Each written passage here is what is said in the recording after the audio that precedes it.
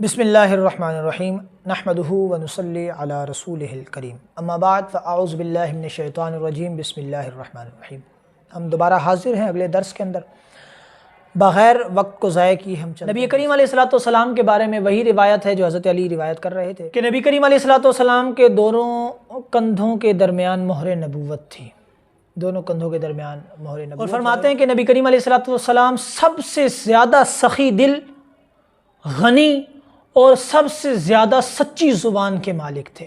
سب سے زیادہ نرم طبیعت والے بھی حضور علیہ السلام تھے، اور سب سے زیادہ شریف گھرانے والے بھی حضور علیہ السلام تھے۔ غرض آپ دل، زبان، طبیعت، اوصاف، ذاتی اور نسبی ہر چیز کے اندر با کمال تھے اور بے مثل تھے اور سب سے افضل تھے۔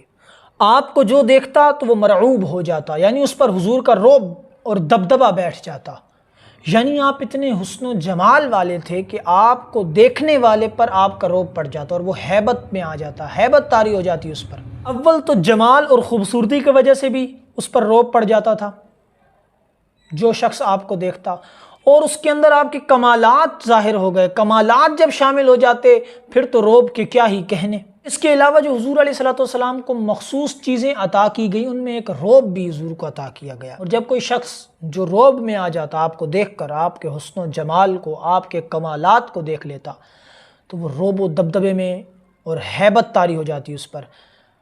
لیکن جب وہ آپ کے قریب آتا اور آپ سے گفتگو کرتا تو آپ کے اخلاق حمیدہ اور اوصاف جمیلہ کی وجہ سے اللہ اکبر آپ کا دیوانہ ہو جاتا اور آپ کو محبوب بنا بیٹھتا۔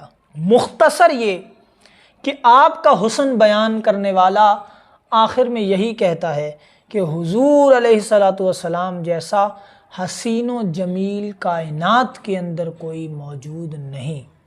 اسی لیے حضرت حسان بن ثابت رضی اللہ تعالی عنہ نے فرمایا تھا احسن منک لم تر قط عینی، کہ حضور آپ جیسا حسین و جمیل میری آنکھ نے کبھی نہیں دیکھا۔ انشاءاللہ تعالی آج کے لیے اتنا ہی، اگلے درس کے اندر پھر حاضر ہوں گے۔ وآخر دعوانا ان الحمد للہ رب العالمین۔